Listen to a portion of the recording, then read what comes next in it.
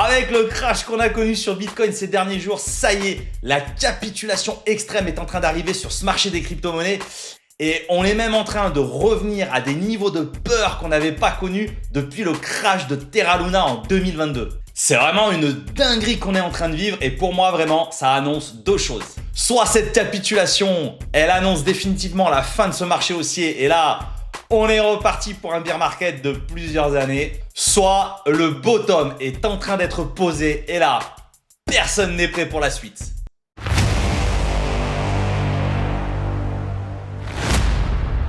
Et bonjour à tous et bienvenue sur la chaîne d'un passionné crypto, mais essentiellement pour des passionnés crypto. La team, je suis toujours hyper content de vous retrouver sur ma chaîne YouTube. J'espère vraiment que vous vous portez bien.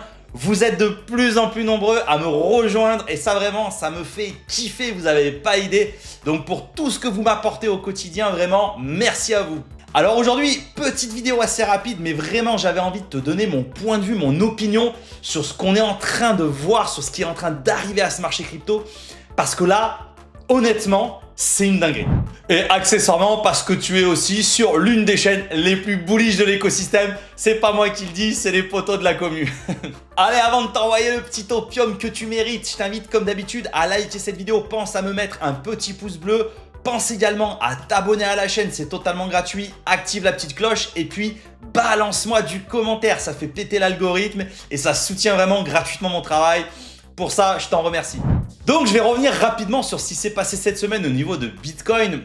Clairement, on a eu un décrochage du cours. Tu sais, on était en train de titiller les 90K, 95K. Ça, on avait un pseudo-range, comme on appelle ça, le range, tu vois, les mecs à la English Touch. Où eh bien, on avait Bitcoin qui était plus ou moins entre son atterrage des 108 000 et puis les 90K, on se disait que oui, c'était un petit range, etc. Malheureusement, et ben là, ce qu'on a constaté, c'est que cette semaine, on est venu casser ce range à la baisse. Et là, clairement, ça a commencé à flipper et j'ai vu beaucoup de commentaires où la peur, elle est là, la peur, elle est présente et il y a beaucoup de personnes qui commencent à douter, qui commencent à vraiment se poser des questions à savoir si est-ce que oui ou non nous sommes en bear market. Allez, avant d'aller plus loin, j'ai le plaisir de vous présenter le partenaire de cette vidéo qui est le site Crypto News. Crypto News, c'est l'un des sites de référence dans le milieu des crypto-monnaies et du Bitcoin, mais pas que, car sur ce site, tu vas également retrouver des articles et des rubriques qui vont traiter des sujets comme la bourse traditionnelle, le gold et même les ETF. C'est le site parfait et ça, que tu sois un passionné de crypto-monnaie ou du marché financier traditionnel. Sur Crypto News, tu vas retrouver tous les jours les dernières news de l'écosystème et tu vas pouvoir t'informer et lire des articles détaillés sur les tendances crypto et les préventes prometteuses. Donc si tu aimes dénicher les dernières pépites avant tout le monde, très clairement sur Crypto News, tu vas te régaler. Et ce n'est pas tout car tu vas également pouvoir t'informer et te former surtout à tout ce qui est la technique en crypto comme le lending, le staking et le farming. Et tu vas même pouvoir profiter des dernières opportunités avec les airdrops gratuits. Après, si tu es un petit peu chaud au niveau timing, bah écoute, n'hésite pas à rejoindre leur canal Telegram qui lui aussi est gratuit. Et là, tu vas avoir le récap journalier de tout ce qui s'est passé. Donc vraiment pour ne rien rater, eh bien écoute, n'hésite pas à te rendre sur ce site. Je te mets le lien en commentaire épinglé et en description de la vidéo. Vas-y, fonce. Alors, dis-toi déjà une chose, le jour où on sera réellement en bear market, dis-toi qu'on ne le sera pas. Si aujourd'hui on estime qu'on est en bear market, bah moi déjà clairement ça me fait dire qu'on l'est pas. Parce que on ne peut jamais timer un marché, on est toujours en retard en fait. Quand c'est le bull run qui part, on est dans le déni en se disant non, tu sais, on a les stigmates de l'ancien bear ou du marché baissier où on se dit non, on n'y croit pas, tu vois, on se dit non, c'est une fausse montée, ça va pas y aller. Et puis finalement, bah, quand tu es en bull run, t'arrives avec un temps de retard et pour le bear market, c'est pareil. Quand le marché se retourne, ce que peut-être on est en train d'assister, tu vois, on est dans le déni en disant non, mais c'est une simple correction, ça va remonter. T'as compris, on est toujours à la rue et il n'y a jamais personne qui arrive à savoir quand est-ce qu'on est vraiment en bull run ou quand est-ce qu'on est en bear market. Et c'est clairement pour ça que je gonfle mais absolument tout le monde autour de moi sans arrêt, où j'explique et je dis aux gens mais il suffit juste pour arriver à extraire de la valeur de ce marché ou pas, mais en tout cas pour dormir serein, et ben en fait il suffit juste de mettre en place son plan, sa stratégie, son capital et ensuite tu laisses le marché faire ce qu'il a à faire. On ne peut pas décider de toute façon de la direction que va prendre le marché. C'est comme ça que j'établis ma vision d'investisseur, je mets mon plan et ensuite je laisse faire. Si le marché me donne raison, eh ben tant mieux. Si le marché me donne tort, eh ben je patiente jusqu'à ce qu'il me donne raison. Allez, maintenant je vais te montrer les indicateurs qui, de ma fenêtre, m'indiquent plus qu'on est sur une phase de capitulation, donc qu'on est en train de préparer la prochaine jambe haussière de ce marché, plutôt que sur une phase de retournement de marché et d'un bear market en devenir. Alors déjà, si on se concentre sur le premier indicateur qui nous indique, qui nous montre un petit peu qui vend réellement du Bitcoin sur ces zones de prix, là on se rend compte quand même de quelque chose qui est assez flagrant. Tu remarques que toutes les personnes qui ont acheté ou qui détiennent du Bitcoin depuis plus de 12 mois, en fait, aucune de ces personnes actuellement ne vend du Bitcoin sur des niveaux de prix auxquels il est. En revanche, si tu prends les personnes qui ont accumulé ou qui sont arrivées sur ce marché il y a moins de 6 mois, donc vraiment, c'est très récent, 6 mois quand tu es un investisseur, tu te rends compte que plus le temps il est court, c'est-à-dire plus les personnes sont arrivées récemment sur ce marché, plus elles se mettent à paniquer et à vendre en perte massivement. Donc là, on constate vraiment une chose, c'est que ceux qui vendent, ceux qui paniquent, ce sont des personnes qui ne sont pas formées, qui n'ont pas compris comment fonctionne ce marché. Donc ça, pour moi, c'est extrêmement bullish parce que ce sont ces personnes-là qu'il faut dégager pour qu'on puisse vraiment poser un bottom et avoir un marché sain pour pouvoir avoir une jambe haussière par la suite. Donc rien que ça, voir que les holders, donc les investisseurs long terme, ne sont quelque part pas en train de vendre, moi, ça me conforte dans mon billet en me disant « Ok, on attend mieux d'un Bitcoin, tu vois ?» Et il y a beaucoup de gens, il y a beaucoup d'investisseurs smart qui ont une vision beaucoup plus long terme. Donc ça me rassure dans ma thèse d'investissement sur Bitcoin et je me dis que pour toutes ces personnes, on sait où on veut aller. Maintenant, l'autre indicateur qui là aussi m'en donne presque des frissons, c'est le Crypto Fear and Greed Index. Donc là, clairement, c'est l'indicateur de l'euphorie ou de la peur, le sentiment de marché global. Et clairement, aujourd'hui, on vient de toucher un point qui n'avait pas été touché depuis le crash de Terra Luna en 2022.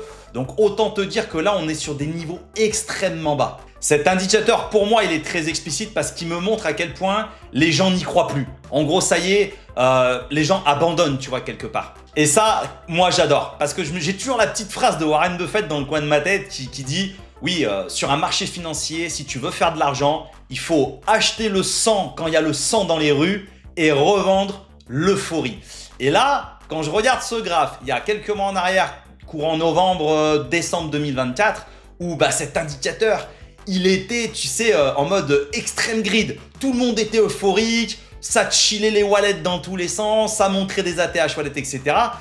Et là, j'étais pas forcément à l'aise. Alors, je kiffais, bien entendu. J'étais le premier à kiffer. Bah oui, quand t'as un wallet qui explose, forcément, tu kiffes. Mais il y avait une tête, on était tous un peu là en se disant est-ce qu'on vend, est-ce qu'on vend pas? Et finalement, encore une fois, l'histoire nous montre que c'est dans des phases d'euphorie où il faut arriver à vendre, à se dégager un petit peu du bénéfice de toute cette euphorie et attendre justement les phases sanglantes comme on est en train de vivre aujourd'hui, les phases de capitulation où là c'est complètement l'inverse et les gens sont en mode « Oh ça y est, c'est la fin, je vends tout à perte, j'en peux plus ». Parce que c'est là où on constate, contrairement au mois de novembre où t'as vu, c'était quelque part le top momentané du cycle avec l'investiture de Donald Trump, etc. Le Bitcoin, il est allé chercher les 108 000.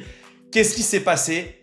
On se prend une correction depuis ce moment-là jusqu'à aujourd'hui où maintenant, là, on arrive sur des phases de peur extrême. T'as compris que ça me chauffe parce que c'est vraiment dans ces phases-là où bien là aussi, on peut assister à un retournement de marché et poser des bottoms pour avoir un marché qui commence à se reconstruire à la hausse par la suite. Voilà, donc avant de terminer cette vidéo, je vais quand même répondre à une question qu'on m'a beaucoup posée cette semaine, c'est ouais mais tonton, est-ce que finalement, qu'est-ce qu'on fait si c'est vraiment le bear qui arrive? Tu te casses sur Mars. Tu te casses sur Mars. Eh ben écoute, je ne change pas mon fusil d'épaule. Moi, tu connais ma stratégie. Si tu me suis ou pas d'ailleurs, je t'invite vraiment à rejoindre mes réseaux parce que j'ai un canal X, Telegram et Discord sur lequel je te partage comme ça ma vision et ma stratégie. Et en toute honnêteté, eh bien, je reste extrêmement positif sur ce marché. Je pense que Bitcoin, malgré ce qu'il peut subir dans les semaines à venir, ira bien plus haut que l'ATH qu'on a touché à 108 000. Donc c'est pour ça que dans ma stratégie, je continue d'accumuler du Bitcoin toutes les semaines. En ce qui concerne les alts, eh bien, mon bag, il est terminé. Maintenant, voilà, pour toutes les personnes qui arrivent aujourd'hui ou qui ont commencé à investir sur ce marché il y a quelques semaines, quelques mois, c'est des opportunités car vous avez des prix auxquels je n'ai pas eu accès. Alors, j'ai un petit goût d'amertume, tu vois, parce que je me dis, putain, les gens qui arrivent maintenant ou qui sont arrivés il y a quelques semaines, finalement, ils vont avoir des tarifs auxquels j'aurais pas eu accès. Et du coup, vous aurez un PRU, donc un prix de revient unitaire, inférieur au mien. Et ça, je kiffe pour vous, tu vois. Maintenant, c'est pas parce que j'ai accumulé un alt sur un niveau de prix que je vois cet alt baisser que je continue à rajouter. Non, j'ai ma stratégie, j'ai un capital bien défini par rapport à chaque projet que je voulais avoir en wallet. Et ça, c'est vraiment ce que je vous invite à faire, c'est vous fixer un objectif. Par exemple, j'ai investi sur du io.net. Moi, aujourd'hui, io.net, mon bag, mon accumulation, elle est terminée. Je ne vais pas rajouter, je ne vais pas continuer à faire un DCA sur cet alt alors que j'ai atteint mon objectif. C'est du non-sens parce que un alt peut partir à zéro, contrairement à un Bitcoin, tu vois. Ouais, il y en a, ils vont me dire, oh, mais Bitcoin va à zéro. Oui, mais non, Bitcoin n'ira pas à zéro. Enfin, en tout cas, si tu l'attends à zéro, tu vas attendre longtemps. En tout cas, une chose est sûre, c'est que c'est pendant ces phases de peur extrême et de capitulation qu'il y a les meilleures affaires. C'est les soldes, comme on a l'habitude de dire dans la communauté. Et c'est là où en général on fait les meilleurs coups. Voilà, écoute, je vais m'arrêter ici pour cette petite vidéo. J'espère qu'elle t'aura plu. Je te rappelle, bien entendu, je ne suis en aucun cas un conseiller financier. Je ne donne jamais de conseils en investissement, que ce soit sur ma chaîne YouTube ou mes réseaux sociaux. Tu dois absolument faire tes propres recherches, établir ta propre stratégie avant d'investir le moindre denier. Si t'as kiffé, pense bien entendu à partager cette vidéo. Oublie pas le petit pouce bleu avant de partir et le commentaire qui va bien. Moi, en attendant, je vais te souhaiter une excellente journée et te dire à très bientôt pour une prochaine vidéo. Ciao, ciao!